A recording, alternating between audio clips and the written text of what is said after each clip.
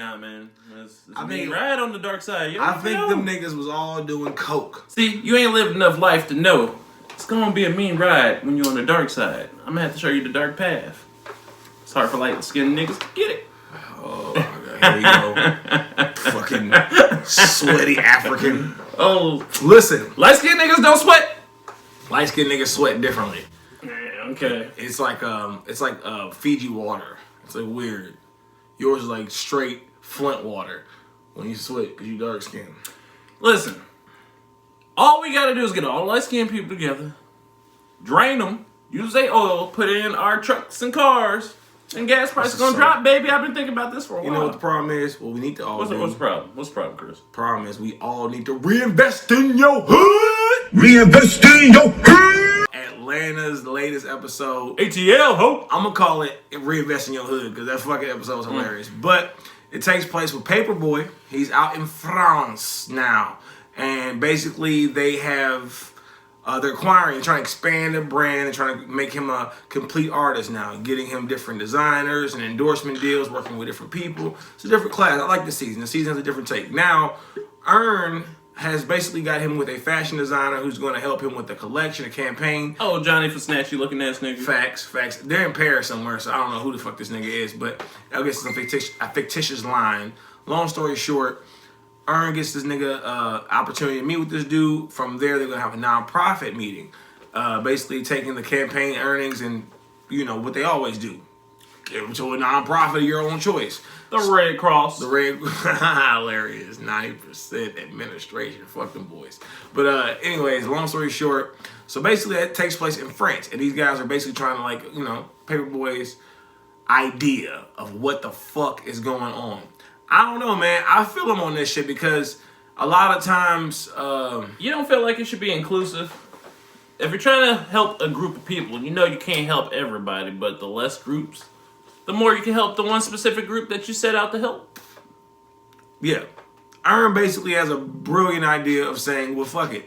Since we're taking these proceeds from this campaign and giving it to a nonprofit organization, let it be an organization that helps better black communities, educate them about financial literacy, to help them reinvest in their hoods. Reinvest in your hood. What goes to them, they say, what do you want to do with the campaign earnings?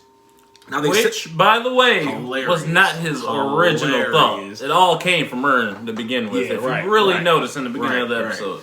Like, it seems, Paperboi basically, Earn has definitely developed completely in this season. I'm very proud of him.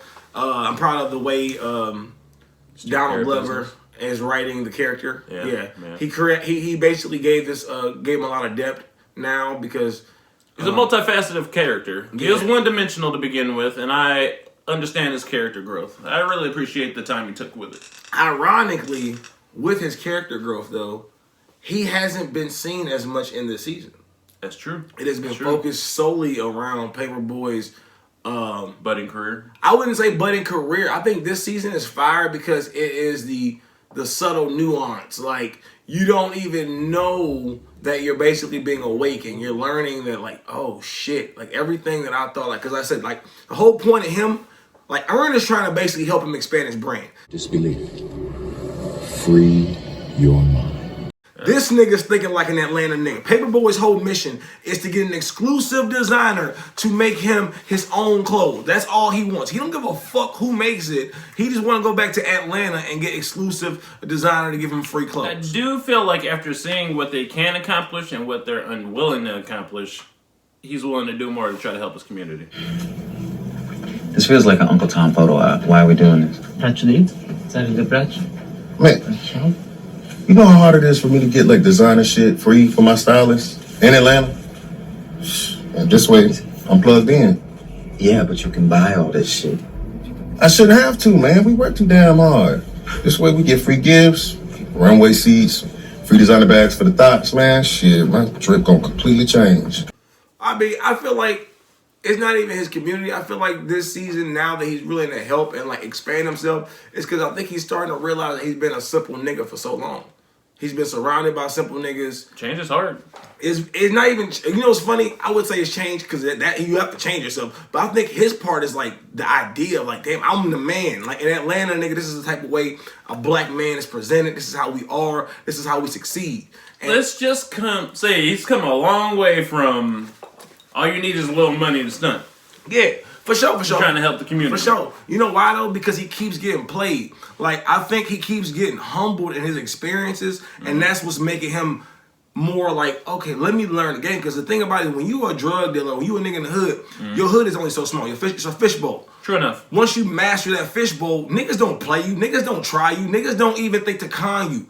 These are people who are looking at him, not even regarding his street credibility, not regarding his ability to hurt them in that moment.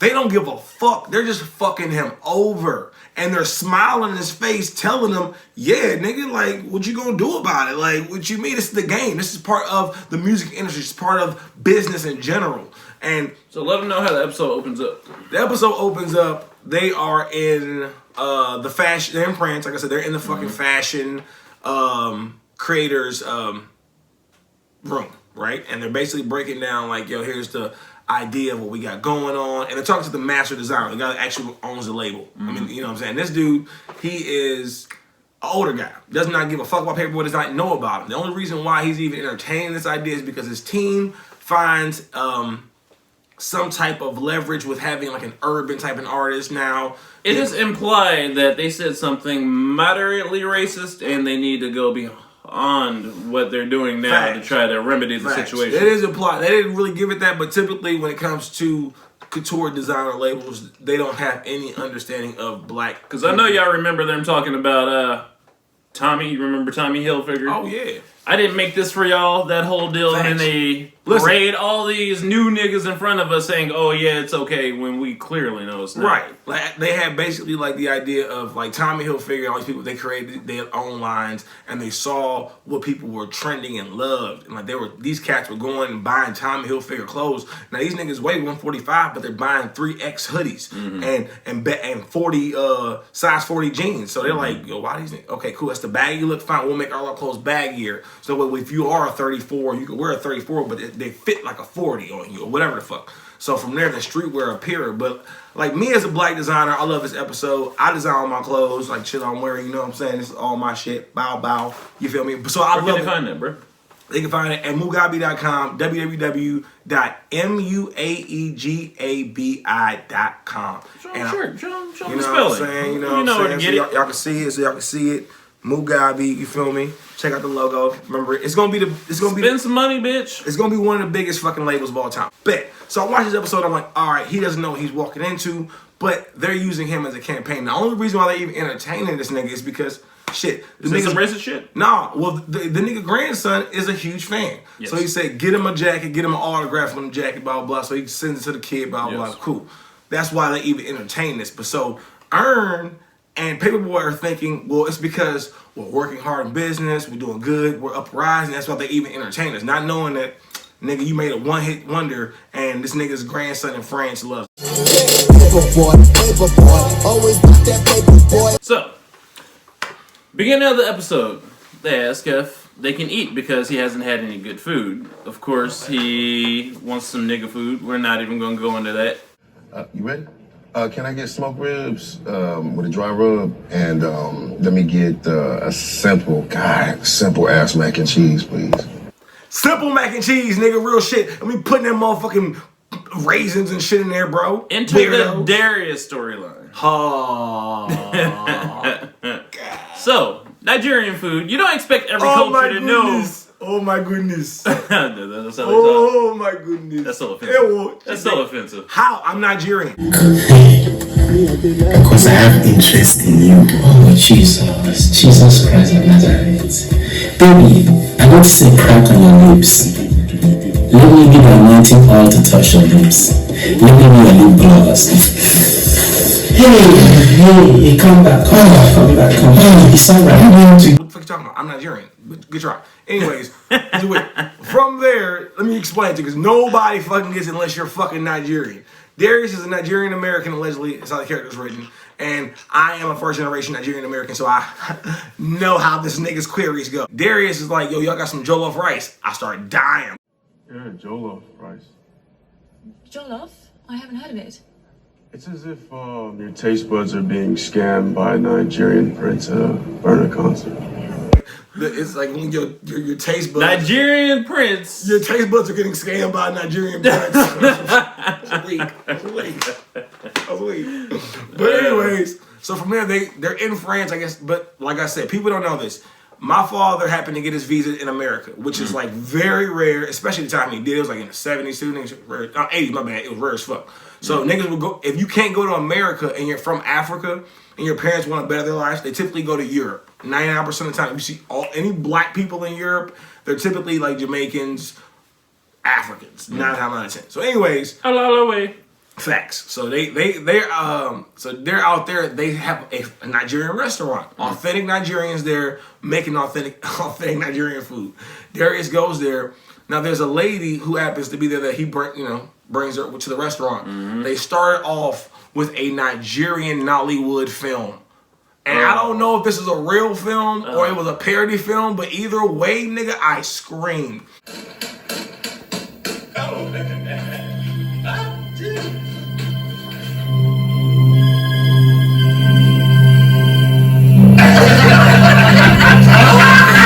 The scene is this bitch walks in and she sees, I guess she's on her wedding. Looks like a wedding dress, yeah. I'm telling you, as a Nigerian kid has seen so many Nollywood movies, I'm pretty much just a storyline. Yeah. She gets married, walks in, her husband is sitting there getting drunk with, all his friends and stuff, and he's like a bad husband, like, oh my God, what have I done? And they're all laughing. They're like, the basis for most Nigerian movies. Not even that. It's just the fact that, like, that's how, like, simple they're like, here's the plot.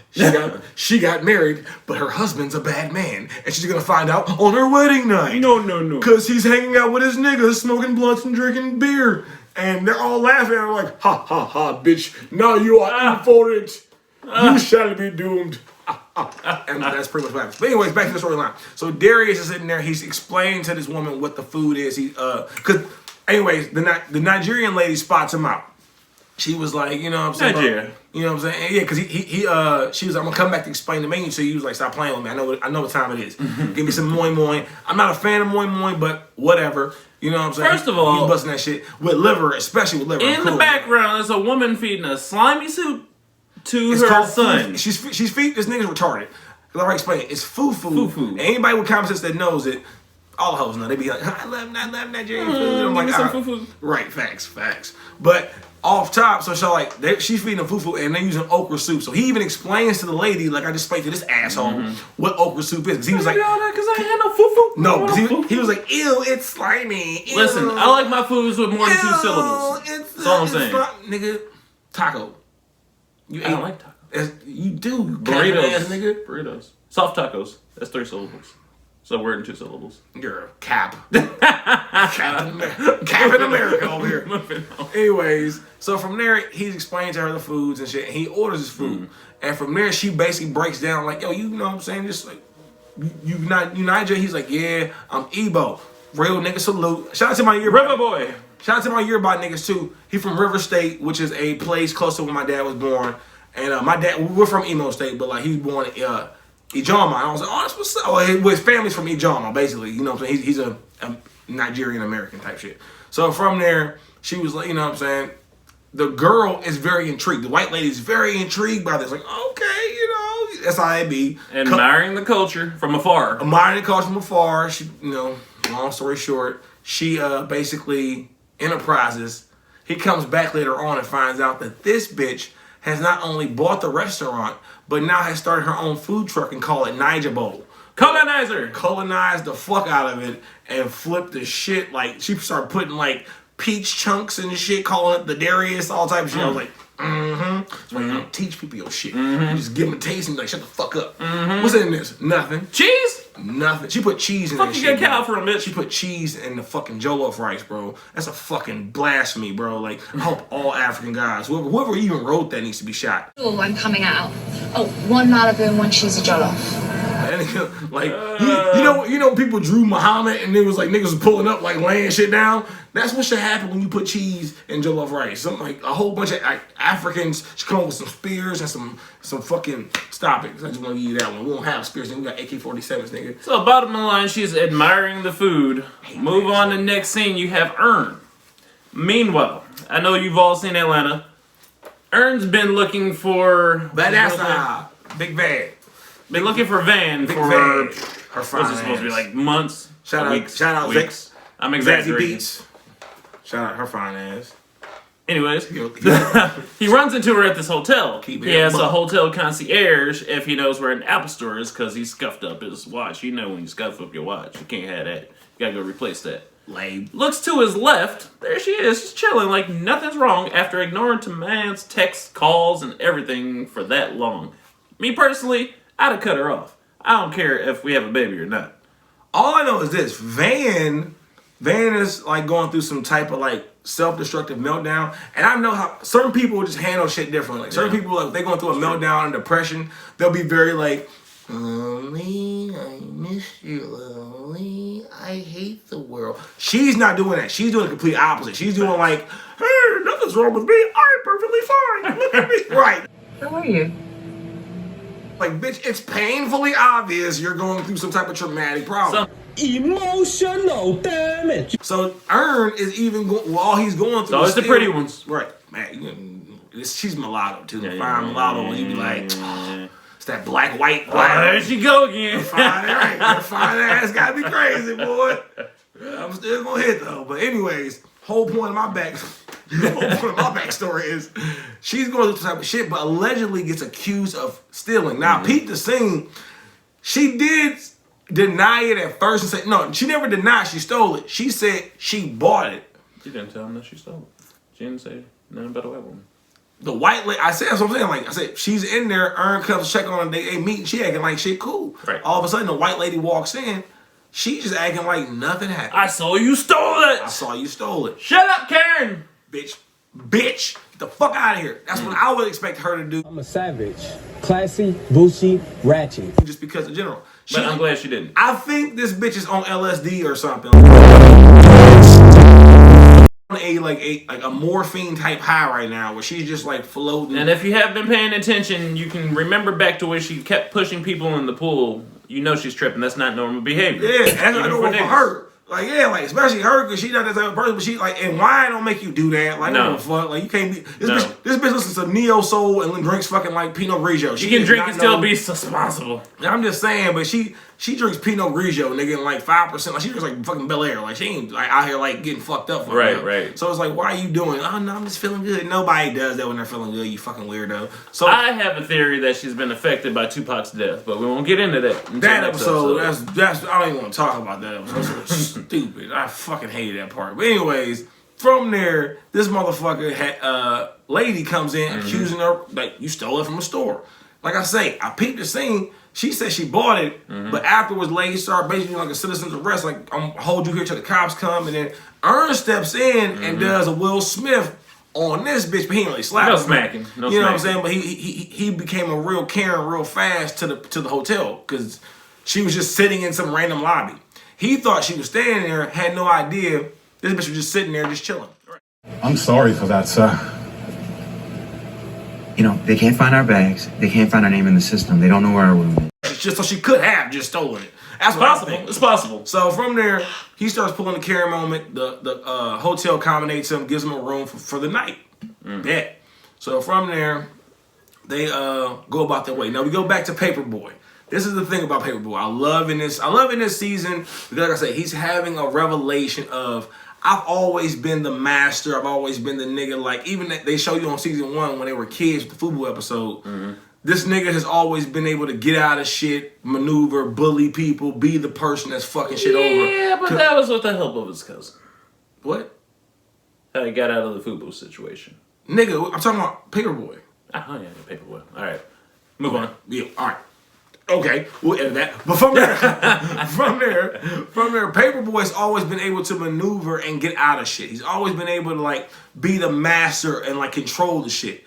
Now being a rapper, a lot of people find you don't control the narratives. Right. There's other entities that are already set in place that are like, bro, we don't give a fuck what it is. We run this shit. So he's learning in the corporate world, all that thug shit don't matter. Any stripes you got in the streets are actually low-key harming you because they're playing you thinking you're stupid. They're not even giving you a fair shot because they think you're just unintelligent.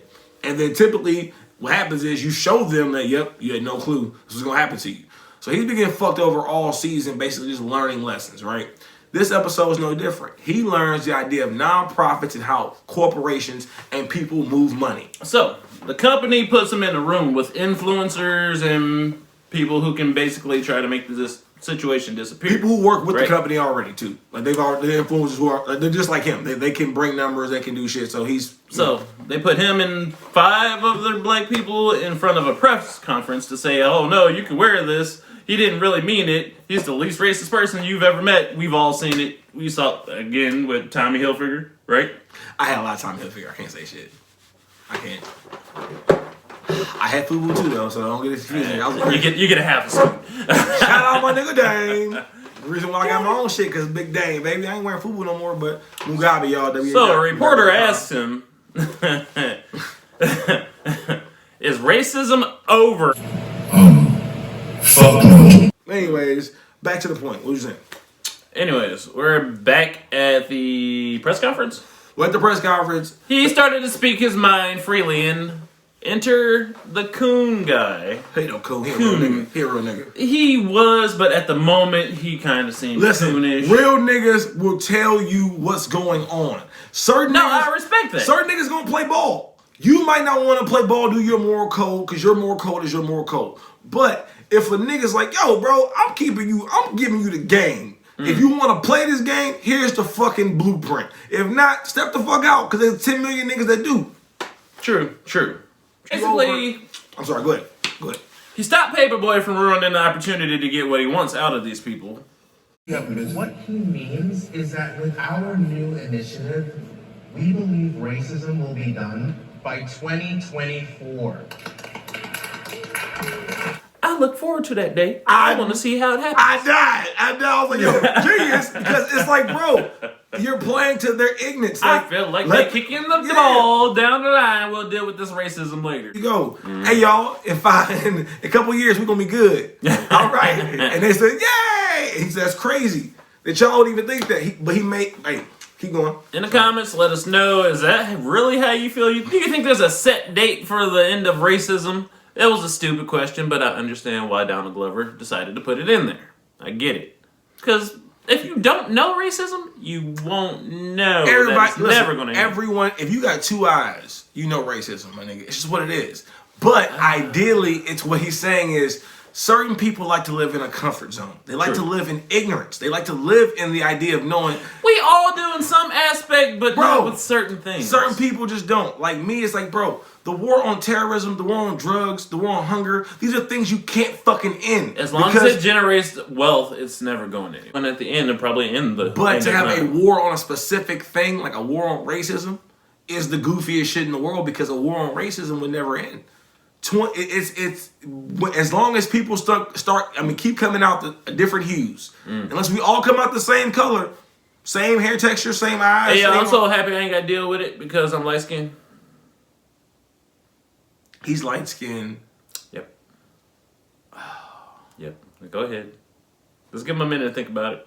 I just know because I'm realizing we're on YouTube now, and I can't talk to you like how we do in the house. I can't just be like, oh yeah, this nigga. Don't he climb trees and like cut down coconuts. He has given more Stellas their groove back.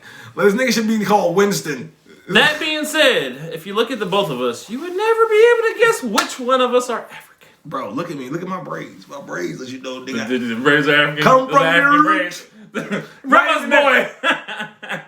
Look at this nose. There's no denying that, baby. Nose. This is like Giannis. This is all the great Africans, baby. Hakeem Olajuwon, Giannis. You know what time it is. Big nose niggas. All right. Rotimi. Press conference is over, right? Rotimi. What happened? They take all the influencers to a room to see what they want. Rotimi. To try to help racism. Right. hilarious. Their real intentions are showed. They don't give a shit about racism. Honestly. Everybody wants to fatten their own pockets, make their lives a little better. Wait a minute. If I had a sandwich for every nigga who thought he could change something, I'd be Jimmy John. What happens in the meeting, though, after the press conference is very pivotal. What happens is these influencers, right? These kids are all young as fuck. They're all probably popping off YouTube and shit, you feel me? Getting their guap, making moves, and they're working with different brands. Now, what happens is they all have created nonprofit organizations. Very pivotal moment that he didn't even read into. I managed to squeeze out a discretionary fund of 60,000 euros. Damn! 60K? Girl, lead with that. Well, that's a no-brainer. Why don't we do it through my organization, Open Arms? Hey, hold up. You got the donation money last time, nigga. It's my turn. I mean, him and Aaron had a conversation earlier where he was saying, I think you should definitely like use your power for good and blah, blah, blah, and talk to these people and see at least if they can help our community. Cool. So he's like, fuck it, it's a great plan. I'm going to go in there with that plan. He said, yo, reinvest in your hood. Reinvest in your hood. All start telling like their own different, like what they want. Because he's telling them what he wants, and he wants to reinvest in his hood. They're all like, cool, I want a PlayStation 5. I want to go see fucking Black Panther 2. Black Panther 2 is going to be fine. Buy my book. Bro, the Drake looking nigga had me weak. The second filmmaker. No, he said, nigga, what is any of that ever helped any of y'all in y'all life? Yeah, man. Well, look, I'm black and it's helped me a whole lot. So he was like, I mean, personally speaking, it's helped me in my life like a lot. Hey, mark in the comments if you thought dude was black at all, anyways, because I'm a little perplexed. He was black. He just wanted to mix niggas. You know what I mean? It's how we all come in different shades of colors. He's probably, he's probably mixed with just a different like something in black. You know what I mean? Whatever. Long story short, we're back to the point. So this is the basic breaking down how they all have nonprofit organizations and how the proceeds should go to their nonprofits. Right. He's not even listening to these kids. He's just like more upset that they're just so fucking vain and shallow and they have no fucking like insight on life or want to help the black community at all. Mind you, he had no idea what he was going to say in this meeting until he thought about what his cousin, the more thoughtful person, was going to say or would say in that meeting. He loves pointing Earn out right now. I did, man. He's the best character. I get it. Yeah. All right. So from that being said, this nigga literally fucking what happens with fucking the Paperboi? All right. He basically picks a person, a nonprofit to go with, and he goes with my favorite character. I'm not sure of his name, bro. I wish I had this nigga's name, but he's hilarious. He looks like Carlton, bro. He looks like Carlton, but he is hilarious. That nigga said, Lorenz Tate. Lorenz Tate. I was flatline. Lorenz Tate. I was weak. All right. So from there, he picks him. Now, basically, this guy's influencer. He's gonna go into the fucking label. They're gonna create a campaign for reinvest in your hood. Reinvest in your hood. And hilarious. So he goes in there and he Paperboi makes it like a PSA on his social media live and shit. I think it's Instagram or something. And then they end up making a campaign commercial. Now the commercial was supposed to be more or less targeted to black people, black communities, reinvesting in your hood, and they make it all inclusive. Like he said, commercial from various walks of life. Two homosexual white dudes. All lives matter type shit. Yeah, all lives matter campaign type shit. And they're all like, we're all from some type of hood. We're all from some hood. Hey, the one nigga with the braids though, with the gold teeth, he was like, give me that shit, you know what I'm saying? Give me that sheaf. The only one that didn't say the same thing everybody else said. Do you notice that? Did y'all notice that? That's it. Talking big money, nigga. Crazy. But he was hilarious. Anyways, so basically, Paperboi comes in there upset. He said, what the fuck is going on? Yada, yada, yada. Now, the dude brings him outside, and he's telling him, like, yo, bro, like, that was the whole thing. Like, because they were going to invest into, like, they took the proceeds, and they gave the guy a donation to his nonprofit, but the rest of the proceeds went to the Red Cross. Now, if you're ever familiar with the Red Cross, the Red Cross... help nobody.